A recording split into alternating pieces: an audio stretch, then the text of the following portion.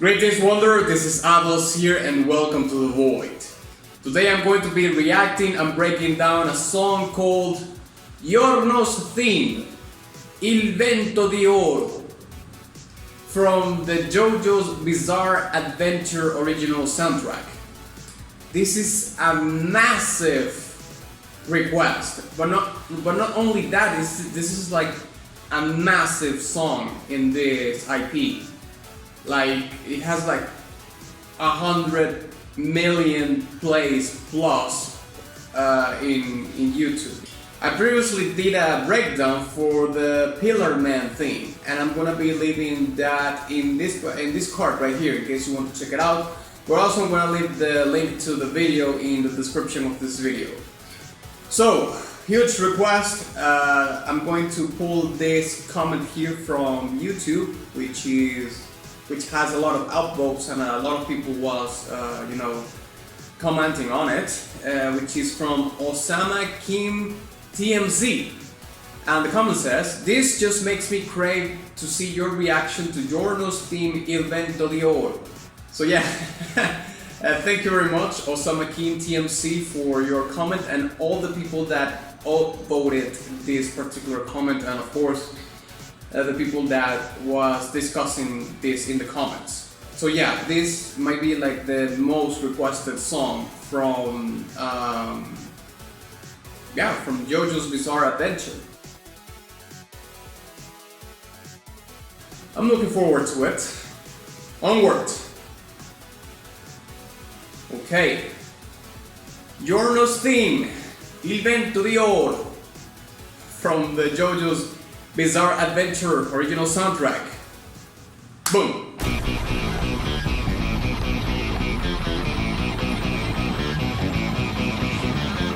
Okay.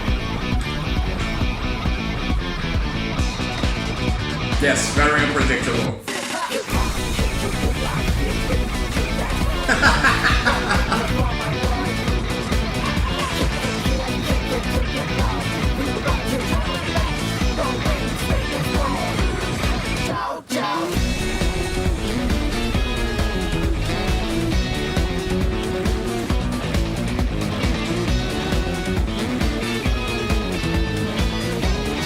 The groove is amazing.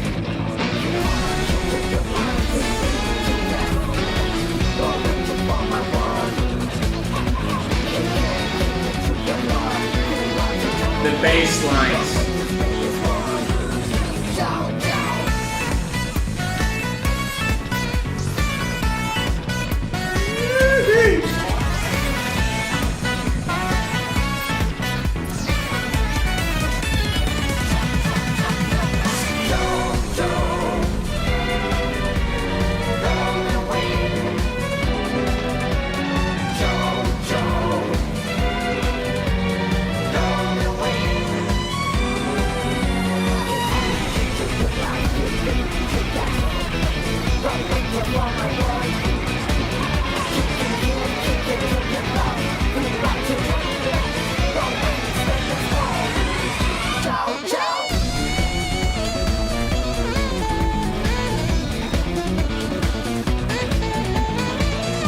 This song goes places.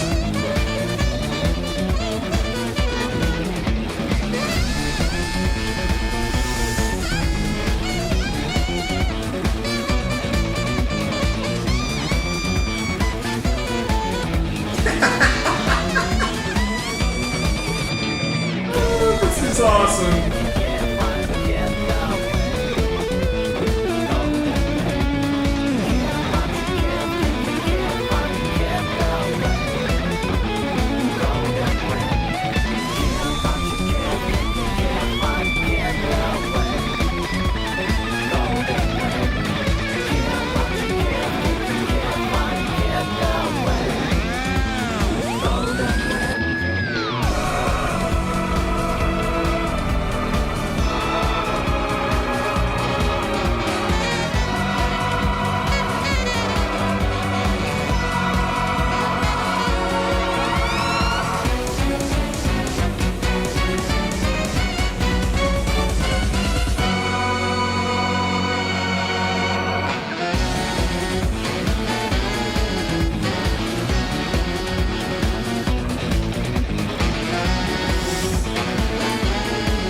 so much groove.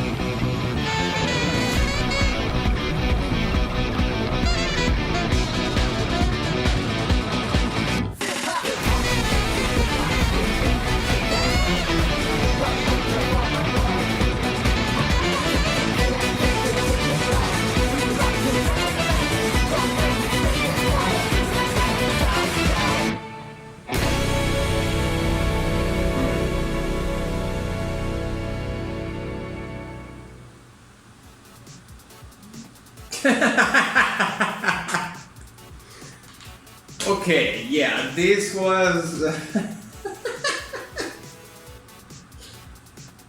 Oh dear Lord of Sin, this was fantastic.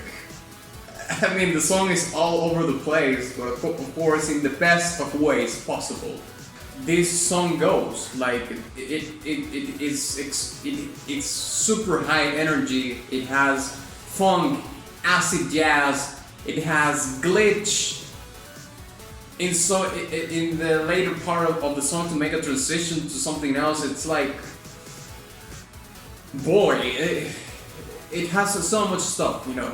And I mean, the groove that the song has with the bass lines, and you know, the guitar, the funky guitar. I mean, yeah, I'm just going to recollect my thoughts, and we're going to start with the breakdown. So let's break it down.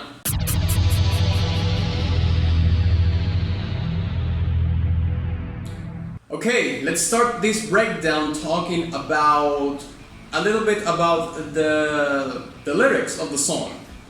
I am not going to be doing a full-blown dive into the lyrics in this particular time, because I think in general the lyrics are just basically building on the premise of the very definition of the track itself, because it says things like feel the rhythm, get that, turn up the bass, go crazy one by one, get funky, get freaky, yeah now, win, golden wind, you know, and it repeats very much all these things over and over again. So I think that, yeah, basically the lyrics of the song are not so much about something quite specific about either a character or this character, Giorno's theme, because I suppose Giorno's is a character in JoJo's, but just building on the premise of the very sound of the song. Okay, so we're going to move straight forward to the breakdown of all the other things that are going on, and you know,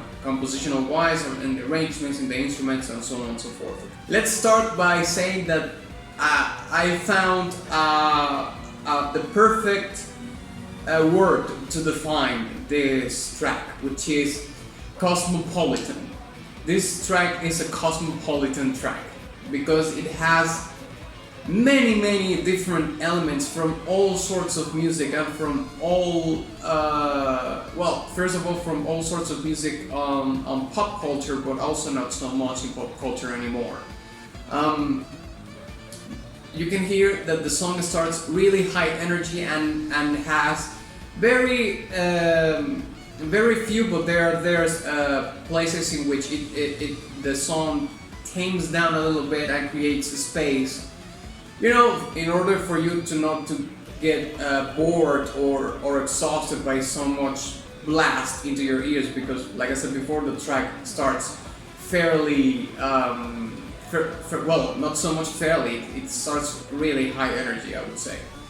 So this track, I've explained this before, this track in terms of energy, it's like starts in at 70%, then peaks maybe to 100% in the chorus, and has some spaces here and there where the energy drops, and to create some tension, but at the same time to create some space in terms of energy, because you know there's a lot of things going on in this track, and therefore the composer maybe felt the need to release a little bit of that, you know, a little bit of that bombardment of such amazing sounds, and you know, to give the song a little bit more of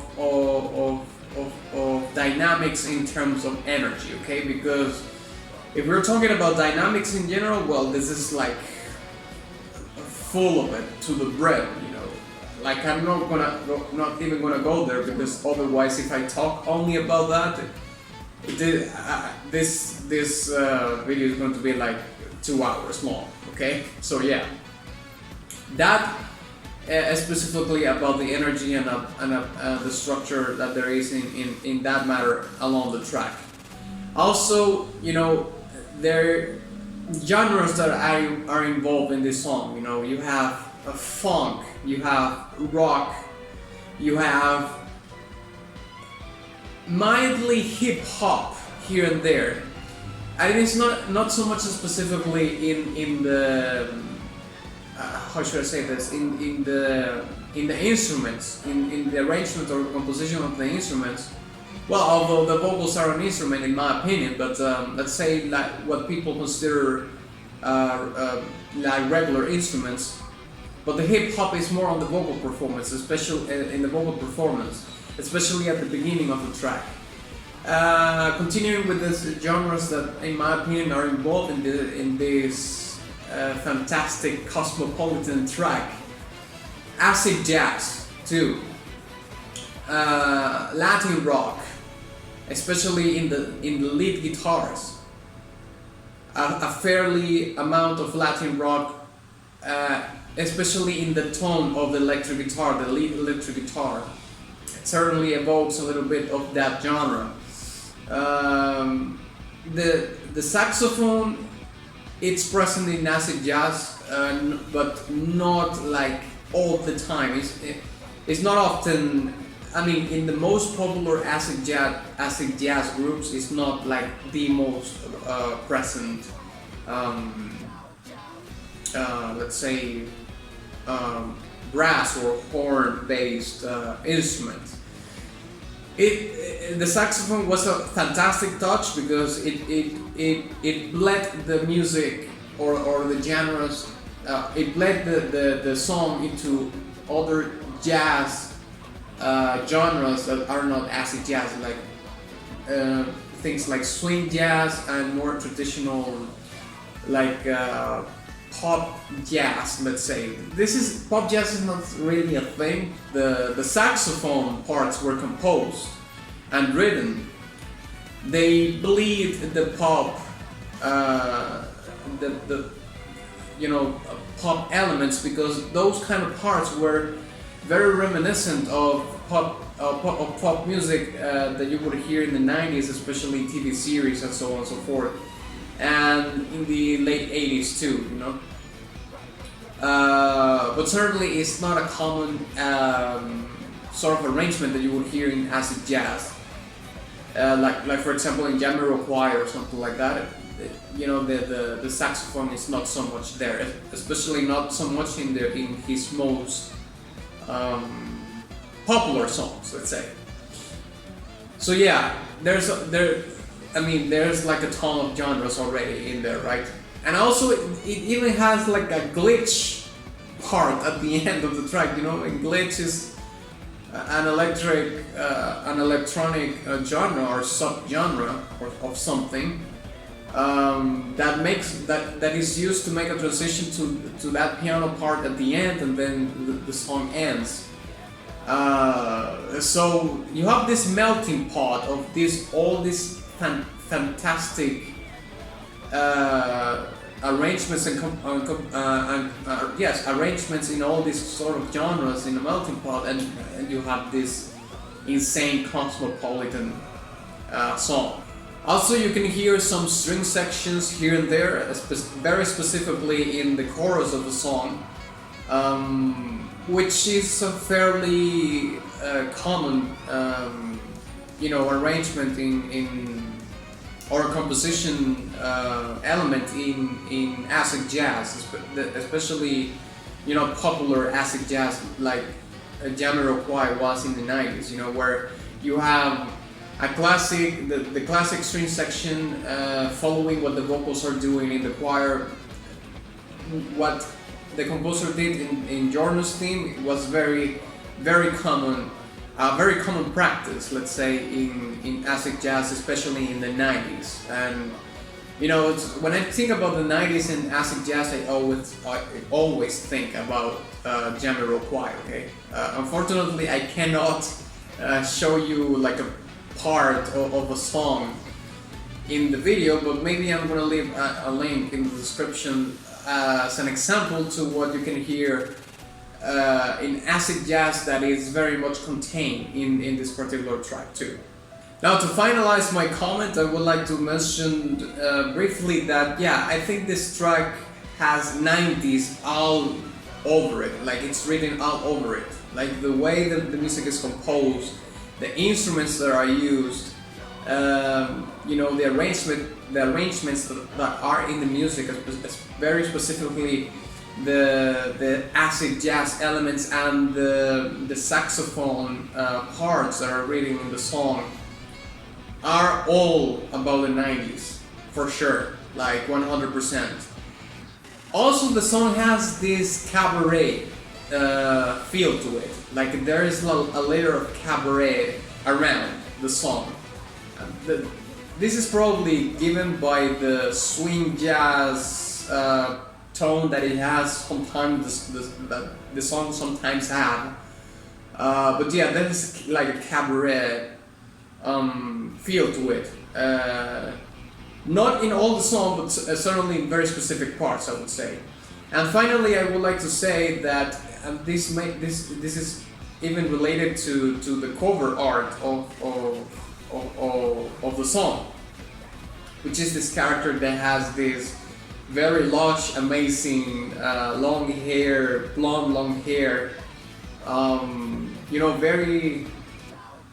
very beautiful face with an earring, amazing purple. It looks like some sort of.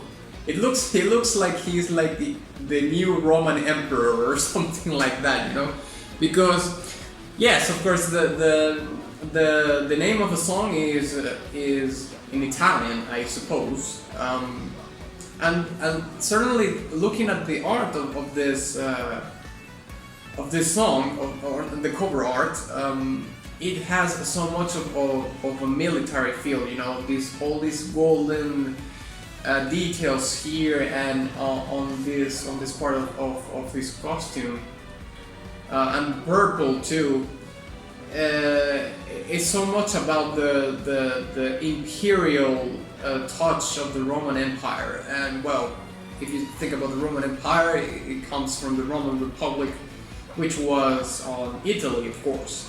Taking that into account, well, yes, the Roman Empire at the time, but now with all these genres that are intertwined together in this track, evoke four things for me. And they are all described or evoked also in the artwork of this song, which is hedonism, check on the Roman Empire for sure, and in the art of the song, poshness in the cover art of the song, luxury, yes, definitely Roman Empire trait, and in here too, and glamour. which is also on the cover art of this song. So this character, which I suppose it is like Giorno, I suppose, it probably has those traits, not so much. Well, some of them are, you could say, are consequences of his personality, or are under some personality traits. You know, like him being a hedonist. He's very posh, you know, like he likes glamour and dressing in very expensive clothes, luxury, and very glamorous, you know, and he is very, very attractive, very stylized. So this was a fantastic track. It was super fun to hear. It is super high energy. It boosts you up. Has a lot of things going on in terms of genres and subgenres of music, which is amazing because it's not easy to do such a thing, you know, to mix so many things and make them work. But you know, the composer was so brilliant that he was able to do it nevertheless. So I think I'm gonna give this track a very, very high golden badge. You know, it's almost a diamond badge, but I'm gonna give it a golden badge. Yeah. So yeah, thank you very much for watching this video. If you enjoyed it, please give it a like and share it with your friend. Also, please don't forget to visit my Patreon in case you want to sway the influence toward what I'm going to be breaking down next. Starting at $1, you can also make a one-time contribution on my Ko-fi profile or get a personal request on my Ko-fi store. Also visit my Teespring shop in case you're interested in merch and all that jazz. And of course, ex nihilo nihil fit.